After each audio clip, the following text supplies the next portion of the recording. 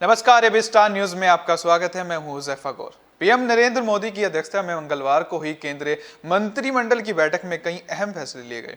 केंद्रीय मंत्री अनुराग ठाकुर और पीयूष गोयल ने इन फैसलों की जानकारी दी। अनुराग ठाकुर ने कहा कि कैबिनेट ने पीएम पोषण योजना को हरी झंडी दी है, जिसमें देश भर में 11.2 लाख सरकारी और सरकारी सहायता प्राप्त स्कूलों में मिड डे मील दिया जाएगा। ये योजना 5 साल तक चलेगी और इसके लिए 1,31,000 करोड़ रुपए खर्च किए जाएंगे। अनुराग ठाकुर ने बताया, मध्य प्रदेश में नीमच रतलाम लाइन अभी भी सिंगल लाइन है। इस लाइन के डबलिंग की मंजूरी दे दी गई है। 133 किलोमीटर की इस लाइन पर लगभग 196 करोड़ रुपए खर्च होंगे। इसके साथ ही गुजरात में राजकोट कनालूस लाइन को भी डबलिंग की मंजूरी दी गई है। 111 किलोमीटर की इस लाइन पर 1080 करोड़ रुपए का निवेश होगा। इन दोनों लाइन के निर्माण होने से उद्योगों को बल मिलेगा। सुनिश्चित किया गया है कि 3 साल में इन दोनों रेलवे लाइनों को पूरा किया जाएगा। इसके साथ ही कैबिनेट ने ईसीजी लिमिटेड में 4100 करोड़ रुपए के निवेश को मंजूरी दी है, जिसके तहत न सिर्फ निर्यातकों बल्कि बैंकों को भी मदद दी जाएगी। इससे 69 लाख नई नौकरियां पैदा होंगी। कांग्रेस के पूर्व राष्ट्रीय अध्यक्ष और सांसद राहुल गांधी बुधवार को केरल के दौरे पर पहुंचे। राहुल गांधी का यहां के कोझिकोड हवाई अड्डे पर जोरदार स्वागत किया गया। इसके बाद राहुल गांधी मलमपुर पहुंचे, जहां उन्होंने हीमाडायलिसिस सेंटर के उद्घाटन कार्यक्रम में भाग लिया और लोगों को संबोधित किया। अपने संबोधन के दौरान उन्होंने सावरकर पर हमला बोला। राहुल गांधी ने कहा कि यदि आप सावरकर जैसे लोगों को पढ़ेंगे तो वे कहेंगे कि भारत एक भूगोल है। वे कलम लेते हैं, नक्शा खींचते हैं और कहते हैं कि ये भारत है। इस रेखा के बाहर ये भारत नहीं है और इस रेखा के अंदर ये भारत है। फिर एक सवाल उठता है कि क्या भारत सिर्फ एक नक्शा है? बिल्कुल नहीं, क्योंकि यदि इस क्षेत्र में लोग नहीं होते तो आप ये नहीं कहते कि ये भारत है। कहा कि हमारे लिए भारत यहाँ रहने वाले लोग हैं। भारत लोगों के बीच का संबंध है, जहाँ हिंदू मुस्लिम सिख के बीच संबंध, तमिल हिंदी उर्दू बंगाली के बीच संबंध हो। मुझे प्रधानमंत्री से समस्या है कि वे इन संबंधों को तोड़ रहे हैं। The question being asked today, the political question being asked today is what is India? So for me, India is the people who live here. The question BJP के राष्ट्रीय अध्यक्ष जेपी नड्डा ने केंद्र और उत्तराखंड सरकार की जमकर तारीफ की है। सरकार के तारीफों के पुल बांधते हुए बीजेपी अध्यक्ष जेपी नड्डा ने कहा कि पीएम मोदी के नेतृत्व में डबल इंजन की सरकार ने उत्तराखंड में विकास की नई गाथा लिखी है। उत्तराखंड की बीजेपी सरकार ने भ्रष्टाचार के खिलाफ जीरो टॉलरेंस की नीति अपनाई है। सरकारी कार्यालयों की कार्य संस्कृति में सुधार आया है। उन्होंने कहा कि बीजेपी एकमात्र ऐसी पार्टी है जो बूथ स्तरीय कार्यकर्ताओं के बल पर चुनावी मैदान में उतरती है। सबका साथ, सबका विकास, सबका विश्वास और सबका प्रयास भारतीय जनता पार्टी की कार्य संस्कृति का एक अभिन्न हिस्सा बना हुआ है। तो केंद्र में माननीय प्रधानमंत्री श्री नरेंद्र मोदी जी के नेतृत्व में और उत्तराखंड में श्री धामी जी के नेतृत्व में डबल इंजन की सरकार उत्तराखंड के विकास को नई गाथा लिख रही है। सबका साथ, सबका विकास, सबका विश्वास, सबका प्रयास, ये भारतीय जनता पार्टी की कार्य संस्कृति का अभिन्न हिस्सा बना है। जहां तक केंद्र सरकार द्वारा उत्तराखंड के विकास के लिए किए गए प्रयासों की बात है, तो मैं 4 धाम ऑल वेदर रोड की चर्चा करना जरूर चाहूँगा, जिसका काम 2022 तक पूरा हो जाने की उम्मीद है।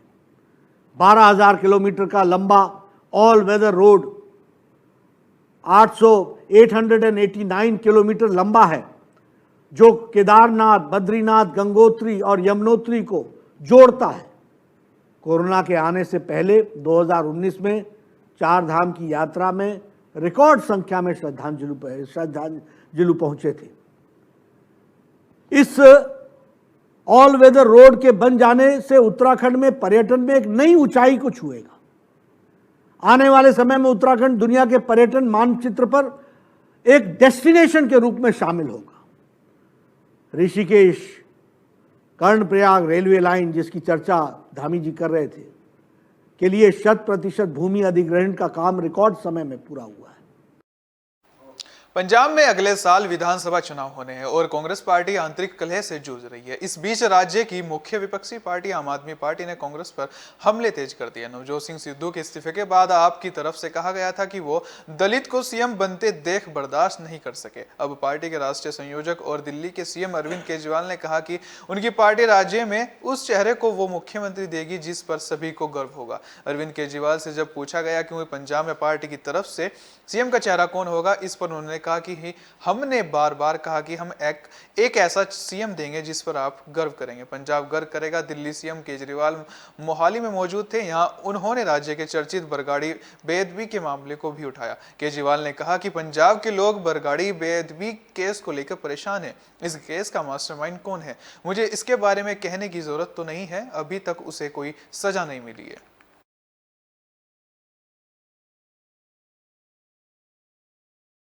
पंजाब कांग्रेस के प्रदेश अध्यक्ष नवजोत सिंह सिद्धू के इस्तीफे से पंजाब कांग्रेस में शुरू हुई राजनीतिक हलचल के बीच बुधवार को पंजाब के सीएम चरणजीत सिंह चन्नी ने कैबिनेट की बैठक ली। इसमें बिजली बिल को लेकर पंजाब सरकार ने बड़ा फैसला लिया है। इसके बाद सीएम चरणजीत सिंह चन्नी ने प्रेस कॉन्फ्रेंस को संबोधित किया। सीएम चन्नी ने ऐलान किया कि पंजाब सरकार उन 53 लाख परिवारों के बिलों का भुगतान करेगी जो खुद बिल नहीं भर सकते हैं। 75 से 80% उपभोक्ता को किलोवाट श्रेणी के अंतर्गत आते हैं। उनके पिछले बिल का ध्यान हम रखेंगे। काटे गए बिजली कनेक्शन को फिर से जोड़ा जाएगा। सीएम चन्नी ने कहा कि वे पंजाब के गांवों में नियमित रूप से जाते रहे हैं। बिजली एक बड़ी समस्या है। अधिक बिल न चुकाने के कारण कई घरों के कनेक्शन काट दिए गए हैं। नवजोत सिंह सिद्धू के इस्तीफे पर सीएम चन्नी ने कहा कि जो भी पार्टी अध्यक्ष होता है वो परिवार का मुखिया होता है। मैंने नवजोत सिंह सिद्धू को फोन किया था और उन्हें बताया था कि पार्टी सर्वोच्च है। मैंने उनसे कहा कि चलो बैठो, बात करो और इस मुद्दे को सुलझाओ।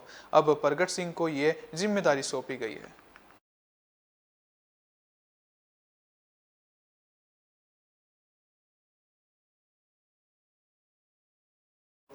पंजाब कांग्रेस प्रदेश अध्यक्ष पद से नवजोत सिंह सिद्धू के इस्तीफे की वजह से कांग्रेस में एक बार उथल-पुथल मच गई है। पंजाब में जब नए कैप्टन चरणजीत सिंह चन्नी की अगुवाई में नई सरकार बनी तो लगा कि कांग्रेस का संकट सुलझ गया है। वहीं आज आया सिद्धू का वीडियो संदेश ये संकेत दे रहा है कि समस्या सुलझने के बजाय और गंभीर हो गई है। कांग्रेस आला कमान की टेंशन बढ़ाने वाले नवजोत सिंह सिद्धू अब अकेले होते दिख रहे हैं। इस बीच कांग्रेस नेता सुखविंदर सिंह काका कंबोज ने उन्हें विश्वघाती करार दिया है। पंजाब में कांग्रेस की वर्तमान हालत और नेताओं की हो रही किरकिरी को लेकर बीजेपी नेताओं ने निशाना साधा है। मध्य प्रदेश के मुख्यमंत्री शिवराज सिंह चौहान ने पृथ्वीराजपुर में आयोजित एक जनसभा में राहुल गांधी पर निशाना साधा। पंजाब पर शिवराज सिंह चौहान ने कहा कि अब राहुल गांधी भैया कांग्रेस को डुबाने में लगे हैं।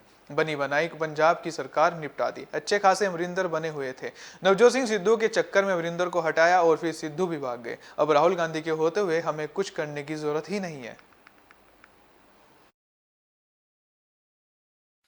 अब राहुल भैया अच्छी बनी बनाई पंजाब की सरकार निपटा दी। अमरिंदर अच्छे खासे वाले में सिद्धू जी के चक्कर में अमरिंदर हटाया, सिद्धू भी भाग गया। अब राहुल के होते हुए हमें कुछ करने की जरूरत नहीं। अब राहुल भैया अच्छी बनी बनाई पंजाब की सरकार निपटा दी। नवजोत सिंह सिद्धू के कांग्रेस छोड़ने पर पार्टी में घमासान छिड़ गया। पार्टी के मौजूदा हालात से खफा वरिष्ठ नेताओं ने इसे लेकर फिर सवाल खड़े किए हैं। कांग्रेस के वरिष्ठ नेता कपिल सिब्बल ने इसे लेकर जल्द से जल्द कांग्रेस कार्यकारिणी की बैठक बुलाने की मांग की है। साथ ही कपिल सिब्बल ने सवाल उठाया कि पार्टी में अध्यक्ष भी नहीं है। जब अध्यक्ष ही नहीं है तो फैसले कौन ले रहा है। उन्होंने कहा कि लोगों के कांग्रेस छोड़ने पर खुद से सवाल है। ज्योतिरादित्य सिंधिया माफ कीजिएगा, जितिन प्रसाद पार्टी छोड़कर चले गए। लोगों का पार्टी से जाना बंद नहीं हुआ तो पार्टी का भारी नुकसान हो गया। मैं पार्टी का नुकसान होते नहीं देख सकता। मैं पार्टी के साथ हूं, किसी व्यक्ति के साथ नहीं। उन्होंने कहा कि CWC में चर्चा हो कि ऐसा क्यों हो रहा है। सोचना होगा कि कांग्रेस कैसे आगे बढ़े। पार्टी के अंदर संवाद की जरूरत है। आपसी बातचीत से मामले सुलझाए जाएं। सिब्बल ने कहा कि मैंने कभी पार्टी के खिलाफ बयान नहीं दिया है। उन्होंने मजबूत विपक्ष की बात उठाते हुए कहा कि कांग्रेस को मजबूत होना होगा। यदि कांग्रेस कमजोर होगी तो विपक्ष भी कमजोर होगा। हम संसद में अपनी आवाज कैसे उठाएंगे।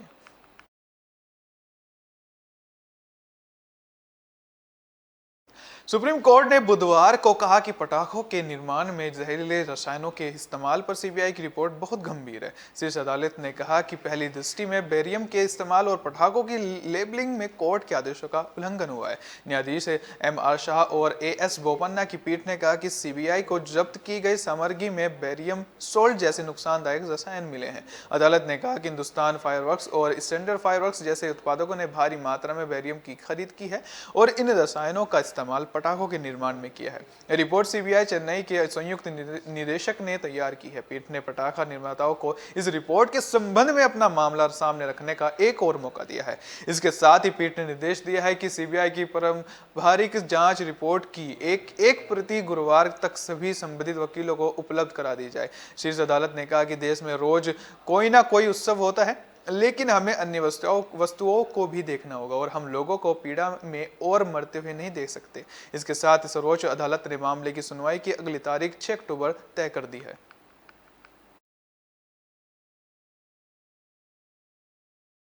जगत गुरु परमहंस आचार्य महाराज ने अयोध्या में विवादास्पद मांग रखी है। उन्होंने कहा कि मेरी मांग है कि 2 अक्टूबर तक भारत को हिंदू राष्ट्र घोषित कर दिया जाए, वरना मैं सरयू नदी में जल समाधि ले लूंगा।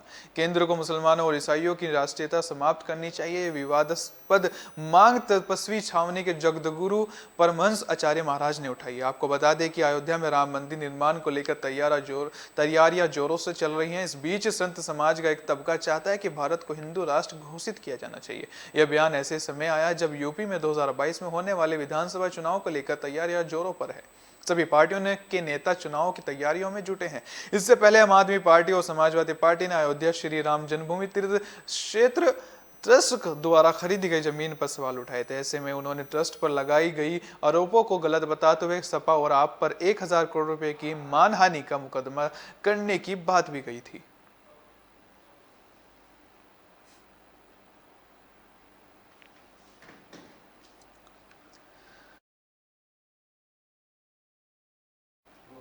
इस बुलेटिन में फिलहाल के लिए इतना ही। दीजिए इजाजत। नमस्कार।